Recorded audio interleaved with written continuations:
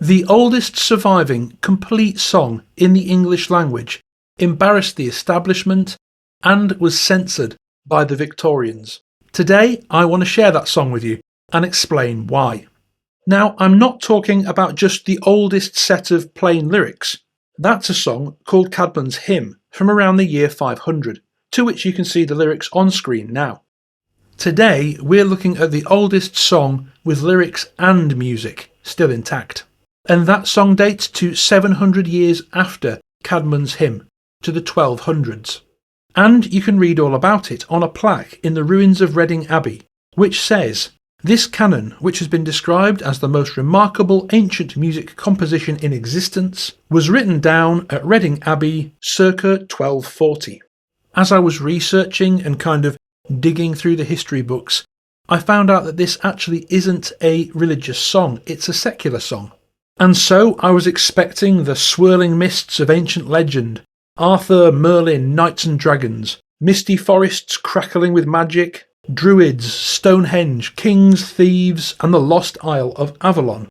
Of course, what I actually found was a goofy West Country farmyard song about farting goats. I kid you not. Anyone who has watched The Wicker Man has actually already heard a very heavily adapted and altered version of this song, as the islanders all sing it in the big finale at the end of the film. The song is called Sumer Is Icumen In, and it was written in the West Country dialect of Middle English. And for those who don't know, the West Country is the bit of England in the bottom left where everyone sounds like a pirate. Too overgeneralised, just a little. And so we're going to start with the original version of this song, which existed back then, and then we'll explain it. Sumer is Icumen In, lude sing cuckoo. Groweth said and bloweth med, and springeth the wood anew, sing cuckoo. Awe blateth after lom, luth after calbecu. Bullock sterteth, bucke ferteth, Mirie sing cuckoo. Cuckoo, cuckoo, well singest thou. Cuckoo, ne swick thou nave nu. Now from that lot, you probably only managed to grab the odd word that made any sense, the most recognisable one being the child's bird noise, cuckoo. And that's because Middle English at this point was on its way to bearing some resemblance to today's English. Whereas if you go back 700 years and look at Caedmon's Hymn in Old English, the only recognisable words really are the words now, right at the beginning, and Midgard or Middle-earth towards the end. Everything else is just too far removed from English today. But thankfully, not so in this song. So now that you've heard the medieval version, let's go through it line by line, let's translate it word by word so you can start putting together what it all means.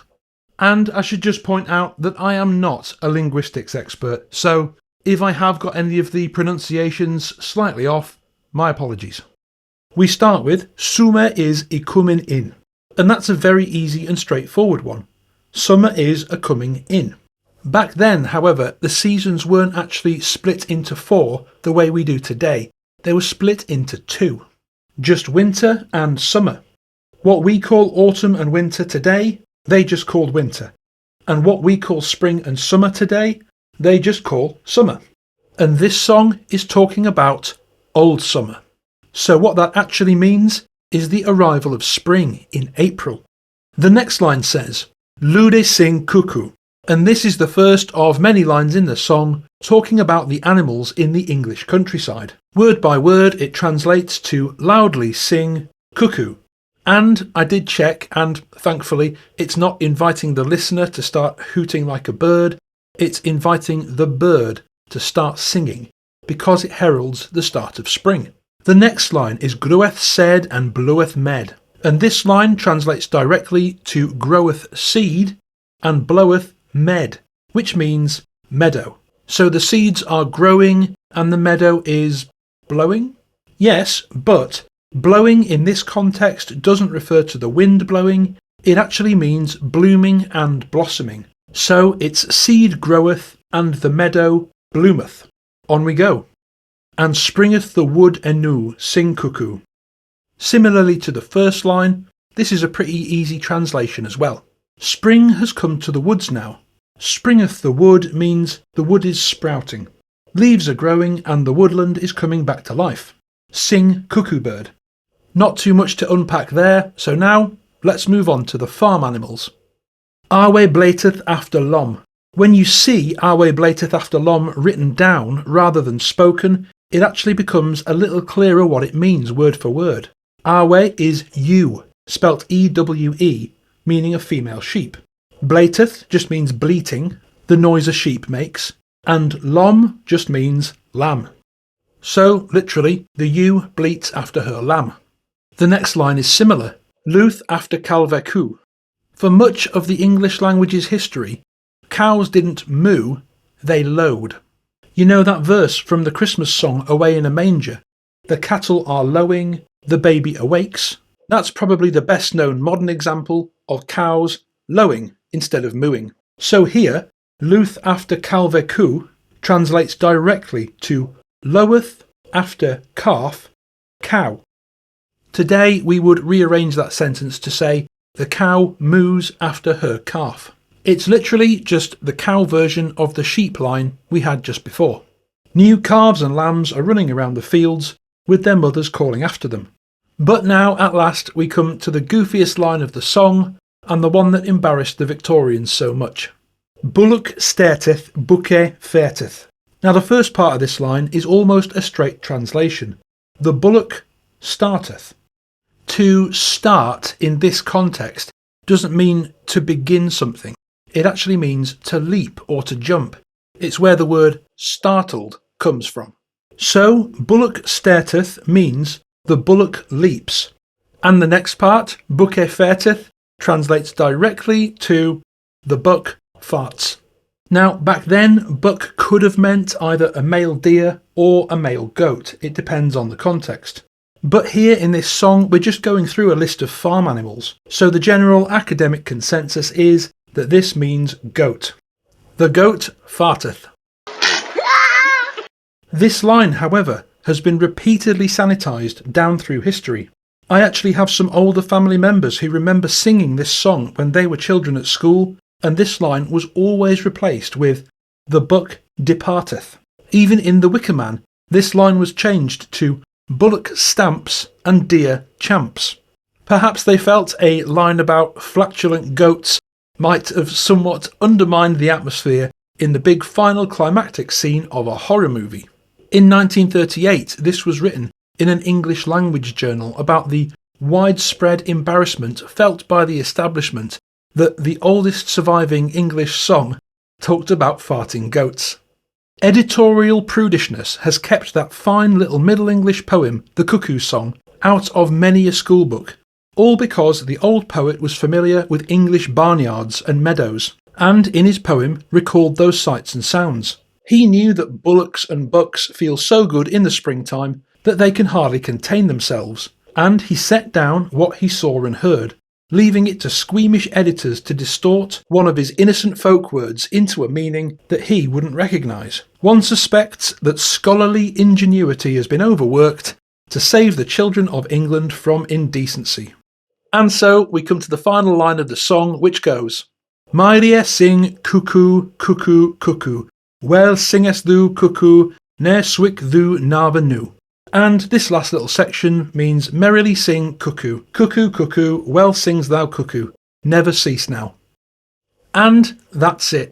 If we finally string it all together in today's modern English, this is what the oldest surviving English song is actually saying. Springtime is coming in. Sing loudly, cuckoo bird. The seed is growing, the meadow blooming, and the woods are sprouting now. Sing, cuckoo bird. The ewe is calling for her lamb. The cow is calling for her calf. The bullock jumps, the goat farts. Sing merrily, cuckoo bird. You sing well, never stop. And so, there you have it. The 800-year-old medieval English folk song that got censored by the Victorians because it talked about farting goats.